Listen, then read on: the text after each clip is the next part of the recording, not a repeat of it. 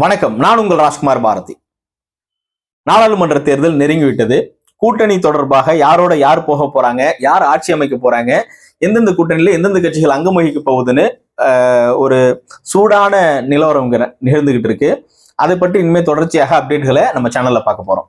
தமிழ்நாட்டில் கள நிலவரம் எப்படி இருக்குன்னு பாத்தீங்கன்னா, திமுக அதன் கூட்டணி கட்சிகளோட ஒரு அணியாகவும், அதிமுக ஒரு கூட்டணி அமைப்பதற்கு முனைந்து கொண்டிருக்கு. அது வலுவான கூட்டணியா இன்னும் யார் அவங்க கூட சேர போறாங்கன்றது சரியாக தெரியல. ஏன்னா எதுவும் உறுதி செய்யப்படாமல் இருக்கு. போன தேர்தலில் அவங்க கூட இருந்த பாஜக, பாமக இவங்க எல்லாம் தனித்தனியா இப்ப நிக்கிறாங்க. ஏன்னா பாஜக தனிச்சு நிக்கிறதா இப்ப முடிவு பண்ணிருக்காங்க.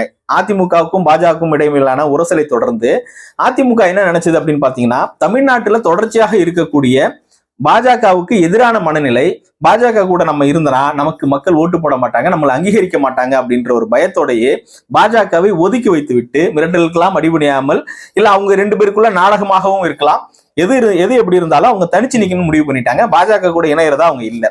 அப்ப அவங்க ஒரு அணி அமைக்கிறாங்க. அவங்க கூட்டணிக்குள்ள தேமுதிக வருமா, பாமக வருமா, கிருஷ்ணசாமியோட புதிய தமிழகம் கட்சி வருமா அப்படின்னு சொல்லிட்டு ஒரு கட்சிகளும் முன்னாடி இருந்த கூட்டணி கட்சிகளை அவங்க ஒரு சாராரை வளைப்பதும், பாஜக இவர்கள் கூட எல்லாம் தனிப்பட்ட முறையில பேச்சுவார்த்தை நடத்தி எங்க கூட கூட்டணிக்குவாங்கன்னு இவங்க இருவரும் கூட்டணி பேச்சுவார்த்தை நடத்திட்டு இருக்காங்க. திமுக கூட்டணியில பாத்தீங்கன்னா பெருசா எந்த சலசலப்பும் இல்லை. அவங்க போன முறை சட்டமன்ற தேர்தலையும் அதற்கு 2019 நாடாளுமன்ற தேர்தலையும் யார் யாரெல்லாம் அவங்க கூட்டணி கட்சியில் இருந்தாங்களோ அந்த கூட்டணியை உடையாமல் பாதுகாத்து அப்படியே இந்த எலெக்ஷனை எதிர்கொள்வதற்காக தயாராகிட்டு இருக்காங்க. அதற்கு முன்மொழிவுகள் ஏற்கனவே எடுக்கப்பட்டதாக தான் நமக்கு தெரியுது. ஏன்னா அவர்கள் தொகுதி பங்கீடு மட்டும்தான் இப்ப பேச்சுவார்த்தை நடந்துட்டு இருக்க ஒழிஞ்சு யாரும் கூட்டணியை விட்டு வெளில போறேன், இல்ல நம்ம இந்த கூட்டணி கட்சியில இருக்கவங்க நம்ம அதிமுக கூட்டணிக்கு போகலாமா, இல்ல பாஜக கூட்டணிக்கு போகலாமா அப்படின்னு எந்த ஒரு சலசலப்பும் இங்க இல்லை. ஏன்னா இது கொள்கை ரீதியான கூட்டணி அப்படின்னு சொல்லிட்டு ஏற்கனவே இங்க இருக்கிறவங்களா அறிவிச்சுட்டு எக்காரணத்தை கொண்டும் பாஜகவுக்கு அதிமுக ஆதரவு கொடுக்க கூடாது.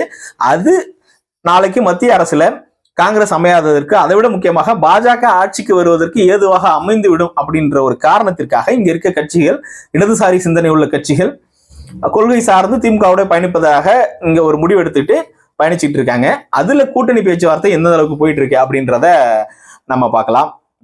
இங்க அதிமுக கூட்டணியில ஒரு பக்கம் பாத்தீங்கன்னா இருக்கிறவங்க யாருக்கும் கொள்கைன்னா என்னன்னு தெரியாது. அதுக்கு காரணம் என்ன அப்படின்னு பாத்தீங்கன்னா, இங்க விஜயகாந்த் மரணத்திற்கு பிறகு பிரேமலதா அவர்கள் அந்த கட்சியை கைப்பற்றிட்டு அவங்க ஒரு அறிக்கையை விடுறாங்க. யார் அதிக சீட்டு கொடுக்குறீங்களோ அவங்களுக்கு தான் எங்களுடைய ஆதரவு அப்படின்னு சொல்றாங்க. அவங்க கூட்டணிக்கு தான் போகும்னு சொல்றாங்க. இது எந்த மாதிரியான மனநிலை? நான் ஒரு முடிவு எடுக்கிறேன் அப்படின்னா, நான் இது என்னோட கட்சி, இதனோட கொள்கை, இந்த கொள்கை சார்ந்து இவங்க கூட தான் நாங்க கூட்டணி வைக்க முடியும், அந்த கொள்கைக்காக நான் இவங்க கூட இணைகிறேன் அப்படின்னு சொல்றது ஒரு விதம். எனக்கு யார் அதிக சீட்டு கொடுக்குறாங்களோ அவங்க பக்கம் நான் போயிருவேன் அப்படின்றது தாங்கள் நம்பியவர்களை அடமான வைத்து பிழைப்பதற்கு சமமான ஒன்று. அதனால அந்த மாதிரி வேலையை தான் அவங்க செஞ்சுட்டு இருக்காங்க. இன்னும் ஓப்பனா சொல்ல போனா அவங்களுக்கு எங்கே இருந்து நிதி கிடைக்கும், மக்களை வைத்து பணம் சம்பாதிக்க ஒரு பாக்குறாங்க. அதிக அளவு சீட்டும் அதிக அளவு பணமும் கொடுக்குறவங்க பின்னாடி அவங்க போயிடலாம்னு சொல்றாங்க. அதே மாதிரி இன்னொரு பெரிய கட்சி என்னன்னு பாத்தீங்கன்னா பாமக, பாட்டாளி மக்கள் கட்சி. தொடர்ந்து இங்க அரசியலை கவனிச்சுட்டு வர எல்லாருக்குமே தெரியும் அவங்களுடைய ஸ்ட்ராட்டஜி எப்படின்னா, கடைசி வரைக்கும் நான் எந்த கூட்டணியில சேர போறோம் இல்ல அப்படின்றத சொல்லவே மாட்டாங்க. எந்த கூட்டணியில இருக்குன்றத தேர்தல் நேரத்துல அறிவிக்கவும் மாட்டாங்க. அதுக்கு காரணம் என்னன்னா, பேர வலிமையை கூட்டுவதில் அவர்கள் கை தேர்ந்தவர்கள். கடைசி வரைக்கும் வெயிட் பண்ணுவாங்க. நான் ஒரு கட்சியில இது என்னோட கொள்கை, இந்த கொள்கைக்காக இந்த கூட்டணியில நாங்க அங்கம் வகிக்கிறோம், இந்த கட்சியோட நாங்க கூட்டணிக்கு போறோம் அப்படின்றத அவங்க எந்த இடத்துலயும் தேர்தலுக்கு முன்பாக அறிவிக்க மாட்டாங்க. கூட்டணி முடிவாகும் முன்பு வரை, முதல் நாள் வரை, கையெழுத்திடும் முதல் நாள் வரை அறிவிக்க மாட்டாங்க. எல்லா பக்கமும் பேச்சுவார்த்தை நடத்துவாங்க. அவங்களும் அப்படிதான். யார் அதிக தொகுதிகள் கொடுக்கிறார்களோ, இல்லை நிறைய சொல்றாங்க, அது நம்ம ஊர்ஜிதப்படாத தகவலா இருந்தாலும் என்ன சொல்றாங்க, யார் அதிக அளவுக்கு பணம் கொடுக்குறாங்க அப்படின்ற ஒரு பேச்சு அடிபடுது. அந்த மாதிரி அவங்களுக்கு எது நன்மை பயக்குமோ அவங்க பின்னாடி தான் நாங்க போவோம் அப்படின்றது ஒரு சுயநலம் சார்ந்த அரசியல் செய்வதை தான் நம்ம தொடர்ச்சியா பார்த்துக்கிட்டு வரோம்.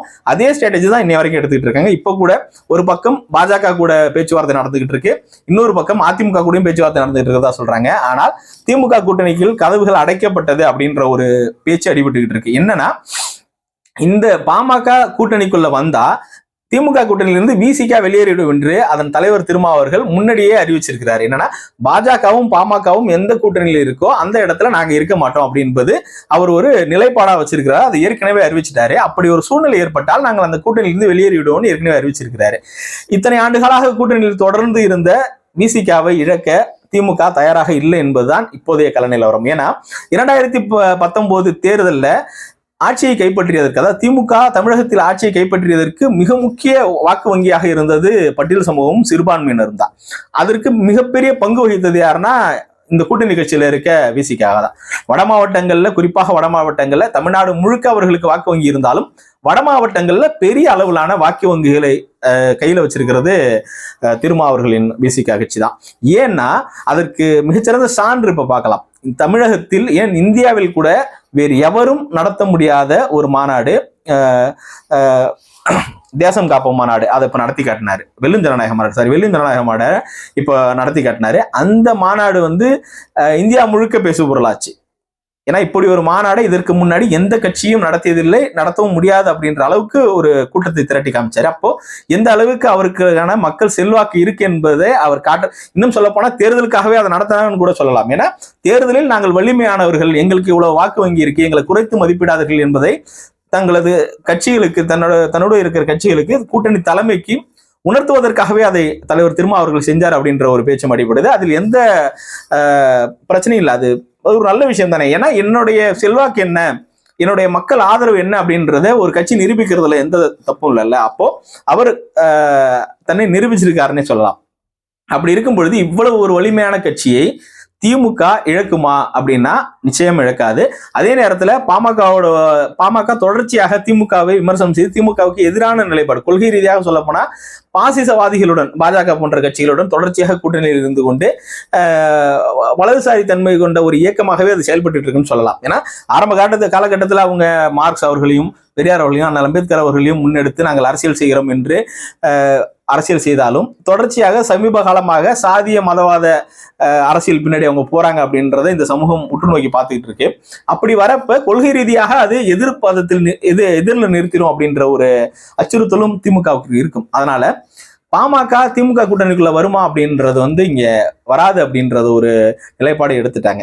அப்போ திமுக கூட்டணியில அடுத்தது என்ன அப்படின்னு பாத்தீங்கன்னா, அதுக்கு முன்னாடி பாஜக கூட்டணியை பார்த்துரும். பாஜக தமிழ்நாட்டில் இருக்க யாரு வந்தாலும் வாங்க அப்படின்னு சொல்லக்கூடிய ஒரு நிலையில தான் இருக்காங்க. ஏன்னா எங்களுக்கு இங்க ஒரு வாக்கு வங்கின்னு உங்களுக்கு ஒண்ணுமே கிடையாது. யாராவது கூட்டணிக்கு எங்களோட வாக்கு சதவீதத்தை நாங்க உயர்த்திக்கணும் அப்படின்றதால ஆதரவு எங்கிருந்து வந்தாலும் அவங்க ஏற்றுக்கொள்ளக்கூடிய சூழல்ல இருக்காங்க. ஆனால் யாரும் அவர்கள் பக்கம் போக தயாராக இருப்பதா தெரியல. என்ன காரணம் அப்படின்னா, பாஜக அப்படின்றாலே தமிழகத்தின் மக்கள் ஒரு வெறுப்புணர்ச்சியோட தான் பார்ப்பாங்க. ஐயோ இவெல்லாம் ஒரு கட்சியா, இவெல்லாம் ஒரு ஆளா அப்படின்ற ஒரு மனநிலையை உருவாக்கிட்டாங்க. முழுக்க முழுக்க பாசிசத்திற்கு எதிரான மனநிலை கொண்டவர்கள் தமிழக மக்கள். அதனால பாஜகவின் மதவாத அரசியல் பின்னாடி இவங்க போக தயாரா இல்லை. அப்போ பாஜகவோட கூட்டணி வைக்க வேற எந்த கட்சியும் தயாராக இல்லை அப்படின்றது இங்க உறுதியா தெரியுது. அப்படி இருந்தாலும் அவங்க பக்கம் போறாங்க அப்படின்னா எதற்காக இருக்கணும்னா, அது தேர்தலில் ஜெயிப்பதற்காக நிச்சயம் இருக்காது. அவர்கள் கொடுக்கும் பணத்திற்காகவும் அவர்கள் சில ஆதரவு நிலைப்பாடுகள் கொடுப்பாங்க, ஃபேவர் சில பண்ணுவாங்க. அவங்க சென்ட்ரல் கவர்மெண்ட் ஆட்சியில் இருக்கிறதுல இவங்களுக்கான சில விஷயங்களை அவங்க செஞ்சு கொடுக்க முடியும். அந்த மாதிரி சில மிரட்டலுக்கு பயந்தோ, அப்படி இல்லைன்னா பணப்பலனுக்காகவோ பதவி பலனுக்காகவோ ராஜ்யசபாவில் கொடுக்கலாம் அப்படின்ற சில வாக்குறுதிகள் வேணா கொடுக்கப்படலாம். ஆனா அதெல்லாம் அவங்க கொடுக்க மாட்டாங்க. அப்படி ஏதாவது பொய்யான வாக்குறுதிகளை கொடுத்து அவங்க இழுக்கிறதுக்கான ஒரு வாய்ப்பு இருக்கு. அதை தாண்டி தேர்தலில் நின்று மக்களை சந்தித்து வெற்றி பெற்று விடலாம் அப்படின்னு எந்த கட்சியும் பாஜக கூட கூட்டணிக்கு கூட போக தயாராகவில்லை. அப்போ வலுவாக இருக்கக்கூடிய ஒரே கூட்டணி கட்சி திமுக சார்பிலான கூட்டணி கட்சி தான், திமுக தலைமையிலான கூட்டணி கட்சி தான். இந்த கூட்டணியில இப்போ தொகுதி பங்கீட பொறுத்த வரைக்கும் சுமூகமா போயிட்டு இருக்கு அப்படின்னு சொல்றாங்க. ஆனால் எல்லாருமே போன தேர்தலை விட இந்த தேர்தலில் அதிக அளவிலான தொகுதிகள் வேணும்னு கேட்டிருக்காங்க. அப்படி பார்க்க போனா போன தேர்தலில் கம்யூனிஸ்டுகள் 2 கம்யூனிஸ்ட் கட்சிகளும் 2 இடங்கள்ல நின்னாங்க. இப்போ இந்த தேர்தலில் அதை விட அதிகமா எதிர்பார்க்கிறாங்கன்னு சொல்றாங்க. ஆனால் திமுக தலைமையில அவங்களுக்கு ஏற்கனவே என்ன தொகுதி கொடுத்தாங்களோ அதே தொகுதிகள் தான் கிடைக்கும் அப்படின்றத அறிவிச்சிருக்கிறதா சொல்றாங்க. காங்கிரஸ்ல 10 இடங்களுக்கு மேல எதிர்பார்க்கிறதா சொல்றாங்க. ஆனால் இந்த தேர்தலில் திமுக என்ன நினைக்கிறாங்க அப்படின்னா 7 இடங்களுக்கு மேல காங்கிரஸ்க்கு கொடுக்க கூடாது. ஏன்னா காங்கிரஸ் நிக்க வைக்கிறது நம்ம தான், இடம் கொடுக்கறது நம்ம தான், ஜெயிக்க வைக்கிறது நம்ம தான், எல்லாமே திமுகவின் சார்பில் தான் காங்கிரஸ். தமிழ்நாட்டில் காங்கிரஸ் அப்படி என்பது காணாமல் போன ஒரு கட்சி தான். இது நம்ம சென்ட்ரல்ல காங்கிரஸ் வரணும்னு நினைக்கிறோம், நம்மளும் நினைக்கிறோம், அதுல எந்த மாற்று கருத்தும் இல்லை. ஆனா தமிழ்நாட்டில் காங்கிரஸ் இருக்கா அப்படின்னு கேட்டீங்கன்னா நம்ம இல்லைன்னு தான் சொல்ல முடியும். ஒரு போராட்டம் நடக்குது, மத்திய அரசுக்கு எதுக்காக ஒரு போராட்டம் நடக்குது, 5 பேர் போயிட்டு ரயில் மறியல் நினைக்கிறான், கட்சி எங்க இருக்குன்னு தெரியல. அழகிரி தமிழ்நாடு காங்கிரஸ் தலைவர் சிதம்பரத்தில் ரயில மறிக்க போறாரு, 5 பேரை கூட்டிட்டு போறாரு. அப்போ கட்சியை அவர்கள் தொலைத்து விட்டார்கள் என்பதுல எந்த மாற்று கருத்தும் கிடையாது. காங்கிரஸ் கட்சி இங்க ஆக்டிவா இல்ல. அப்போ திமுக சென்ட்ரல் அவங்களுக்கு பவர் வேணும், நாளைக்கே காங்கிரஸ் ஆட்சிக்கு வந்தா இவர்களுக்கு அங்க அதிகாரம் வேண்டும் என்பதற்காக ஒரு கிவ் அண்ட் டேக் பாலிசி தான் அது. நான் உங்களுக்கு இங்க எம்எல்ஏக்களை கொடுக்குறேன், எங்க எம்பிக்கு அங்க மந்திரி பதவிகளை கொடுங்க அப்படி என்ற இவர்களுக்குள்ள ஒரு புரிந்துணர்வுக்காக அதிக அளவிலான தொகுதிகள் காங்கிரஸ்க்கு கொடுக்கப்படுதே ஒழிஞ்சு இங்க காங்கிரஸுக்கு தொண்டர்கள் இருக்காங்க, வாக்கு வங்கி இருக்கு, காங்கிரஸால தான் இங்க ஜெயிக்கிறாங்க, காங்கிரஸ் இல்லைன்னா இங்க ஜெயிக்க முடியாது அப்படின்ற நிலை எல்லாம் இல்லை. அதனால என்ன நினைக்கிறாங்க அப்படின்னா காங்கிரஸோட தொகுதியில கொஞ்சம் குறைக்கலாம் அப்படின்னு நினைக்கிறாங்க. அதுல சில முரண்பாடுகள் இருக்கலாம், ஆனால் அதை பேசி முடித்துக் கொள்வாங்க. ஏன்னா இதற்காக இந்த கூட்டணி உடையும் என்ற பிரச்சனை எல்லாம் இங்க இல்லை. அதனால காங்கிரஸ் சுமூகமாக தான் இருக்கும். அதை தாண்டி அடுத்தது பாத்தீங்கன்னா வைகோ, ஏற்கனவே மதிமுக வைகோ இருக்காரு. வைகோவை பாத்தீங்கன்னா ஏற்கனவே ஒரு மக்களவை தொகுதியும் ஒரு ராஜ்யசபா எம்பியும் கொடுத்திருந்தாங்க. அதே ஃபார்முலாவை இப்ப கொடுக்கலாம் அப்படின்றதா அவங்களோட நிலைப்பாடாகவும் இருக்கு. மனிதநேய மக்கள் கட்சி கமல்ஹாசன் என்ன பண்றாரு அப்படின்னா இந்த தடவை திமுகவோட கூட்டணி வைக்க பேசிக்கிட்டு இருக்காரு. ஆனால் அது இன்னும் சாத்தியமா என்னன்னு தெரியல. ஏன்னா ஏற்கனவே பாரிவேந்தர் புதிய தலைமுறை தொலைக்காட்சியோட நிறுவனர் இருக்காருங்களா, அவரு பாரிவேந்தர் என்ன பண்ணாருன்னா போன தடவை பெரம்பலூர் தொகுதியில நின்று திமுக சார்பா ஜெயிச்சாரு. இப்ப அவர் பிஜேபி பக்கம் போயிட்டதால அந்த தொகுதி இப்ப திமுகவுக்கு பலனா இருக்கும், அதை மக்கள் நீதி மையத்திற்கு கமல்ஹாசன் கட்சிக்கு கொடுக்கலாம், அந்த ஒரு சீட்டை கன்வெர்ட் பண்ணி கொடுக்கலாம் அப்படின்னு ஒரு பேச்சு அடிபட்டு இருக்கு. ஆனால் அது இன்னும் உறுதி செய்யப்படல. மக்கள் நீதி மையம் கூட இன்னும் எந்த பேச்சுவார்த்தையும் நடைபெறல. அதுதான் அந்த கட்சியோட நிலவரமா இப்ப இருக்கு. அப்ப இதை தாண்டி தொகுதி உடன்பாடு அப்படின்னு வந்து பாத்தீங்கன்னா கடைசியில யார்கிட்டனா விசிகாவுடனான தொகுதி உடன்பாடும் முஸ்லீம் லீக் கட்சியினோட தொகுதி உடன்பாடும் தான் பாக்கி இருந்தது. அதுவும் இப்ப பேச்சுவார்த்தை நேற்று நடத்திருக்காங்க. அதுல பாத்தீங்கன்னா முஸ்லீம் லீக் கட்சிக்கு ஒரு தொகுதி தருவதாக ஏற்கனவே கொடுத்த மாதிரி ஒரு தொகுதி கொடுப்பதாக பேச்சுவார்த்தை நடைபெற்று கொண்டிருக்கிறது. அதுல ஏதாவது அதை முடிப்பாங்கன்னு சொல்லுது. ஆனால் விசிகா வந்து 4 தொகுதிகள் கேட்டிருக்காங்க இந்த தடவை. ஏற்கனவே 2 தொகுதிகள் கேட்டாங்க, இந்த தடவை 4 தொகுதிகளை கேட்டிருக்காங்க. அந்த 4 தொகுதிகள்ல பாத்தீங்கன்னா 3 தனித்தொகுதி, ஏற்கனவே 2 தொகுதிகள் தனி தொகுதிகள், ஒன்னு சிதம்பரம், இன்னொன்று விழுப்புரம். சிதம்பரத்துல திருமா அவர்கள் நின்று வெற்றி பெற்றாரு, விழுப்புரத்துல ரவிக்குமார் அவர்கள் நின்று வெற்றி பெற்றாங்க. அது அப்படியே வாங்கிட்டு இன்னும் ஒரு கூடுதலாக ஒரு தொகுதி, அது காஞ்சிபுரமாகவோ இல்லை திருவள்ளூராகவோ இருக்கலாம் அப்படின்ற ஒரு பட்டியலை கொடுத்திருக்காங்க. அதோட சேர்த்து 3 தனி தொகுதிகளும், அது இல்லாம பொது தொகுதிகள்ல 1 வேணும். அதுல வந்து பாத்தீங்கன்னா மயிலாடுதுறை, பெரம்பலூர், கள்ளக்குறிச்சி இந்த 3 பொது தொகுதிகளை கொடுத்து இந்த 3 ஒரு பொது தொகுதி, இதுல ஏதாவது ஒரு பொது தொகுதி எங்களுக்கு வேணும் அப்படின்ற ஒரு விஷயத்தையும் இங்க அறிவிச்சிருக்கிறாங்க.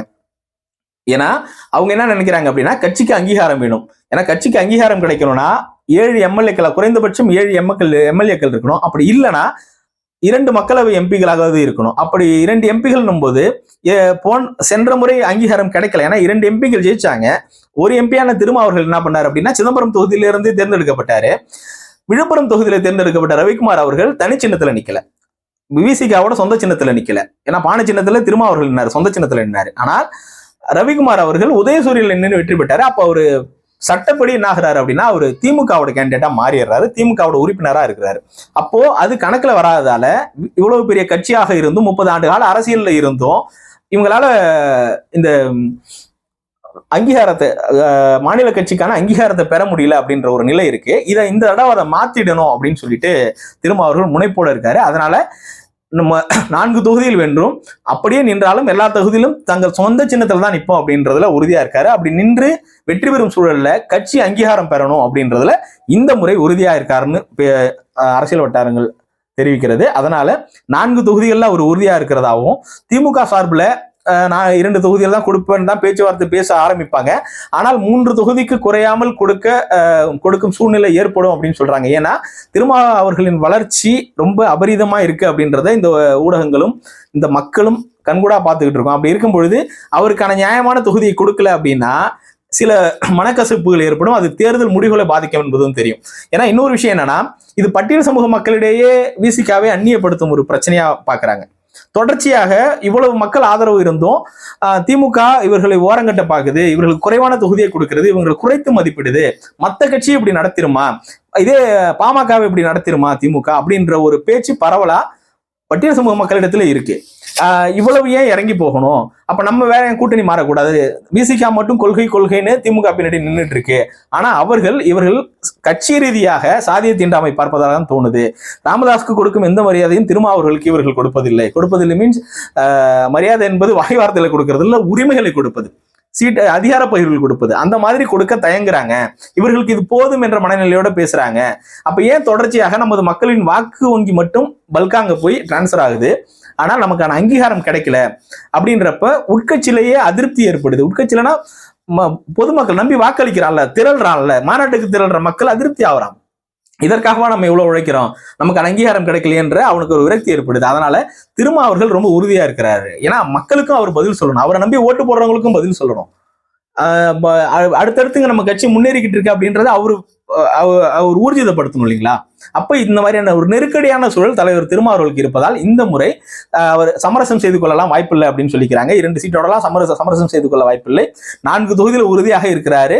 அது 3ஆக வந்து முடியாத வாய்ப்பு இருக்கு. ஆனா குறைந்தபட்சம் 2 என்ற நிலைக்கு போகாது அப்படின்றது உறுதிப்படுத்தப்பட்ட தகவலா சொல்றாங்க. அதுல இன்னும் கூடுதலான ஒரு தகவல் என்ன அப்படின்னா, அந்த ஒரு பொது தொகுதி யாருக்காக கேட்டிருக்காங்க அப்படின்னா, அவரே சொல்றாரு, தலைவர் திருமாவளவன் சொல்றாரு, கட்சிக்கு இளம் ரத்தம் பாய்ச்சப்பட்டிருக்கு அப்படின்னு சொல்றாரு. அந்த இளம் ரத்தம் யாருன்னா லாட்டரி மார்ட்டின்னு சொல்லிட்டு ஒரு பிரபலமான தொழிலதிபர் இருந்தாரு.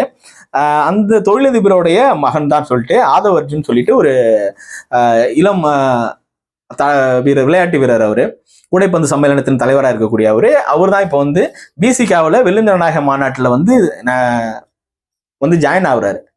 ஜாயின் ஆகிட்டு அதுக்கு முன்னாடியே பிசிகாவோட ஐடி விங்கோட பொறுப்பெல்லாம் அவர் தான் பார்த்துக்கிட்டு இருக்காரு. இவர் ஏற்கனவே திமுக அபிமானியாவும் இருந்திருக்கிறாரு. அதனால நன்கு பரிச்சயப்பட்ட முகம் தான். அதனால அந்த பொது தொகுதி அவரை நிறுத்துவதற்காகத்தான் இருக்கும் அப்படின்றதான் பரவலான பேச்சாக அடிபடுது.